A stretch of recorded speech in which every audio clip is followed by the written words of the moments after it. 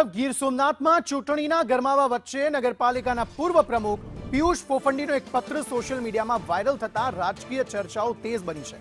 ગીર સોમનાથ જિલ્લાના રાજકારણમાં પૂર્વ પાલિકા પ્રમુખ પિયુષ પોફંડીએ પત્ર લખીને સૌને ચોંકાવી દીધા છે। પિયુષ પોફંડીએ ભાજપના જિલ્લા પ્રમુખને સંબોધીને લખેલા પત્રમાં સ્પષ્ટતા કરી છે કે આગામી ચૂંટણીમાં તેમને ટિકિટ આપવામાં ન આવે। પત્રમાં તેમણે ઉલ્લેખ કર્યો છે કે તેઓ હવે પોતાના પરિવારને વધુ સમય આપવા માંગે છે, તેથી સ્વેચ્છાએ ચૂંટણીના મેદાનમાંથી તેઓ ખસી રહ્યા છે। આ અંગે રાકેશ પરડવા વધુ માહિતી આપી રહ્યા છે। જી રાકેશ। ચોક્કસથી પાલિકાના પૂર્વ પ્રમુખ જે પિયુષ પોફંડી છે તેના દ્વારા ફેસબુકના માધ્યમથી આ પત્ર જાહેર કરવામાં આવ્યો છે।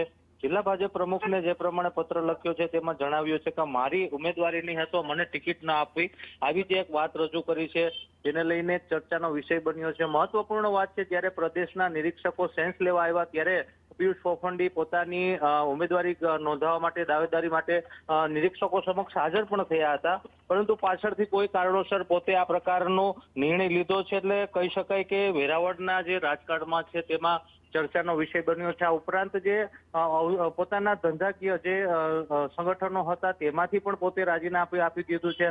કહી શકાય કે જે સંગઠન સાથે સાગરપુત્ર ફાઉન્ડેશન સાથે જે જોડાયેલા છે તેની સાથે પણ ક્યાંક ને ક્યાંક તેમે હવે અંતર કેળવું હોય તેવું જોવા મળી રહ્યું છે। જી, આભાર સમગ્ર માહિતી આપવા માટે।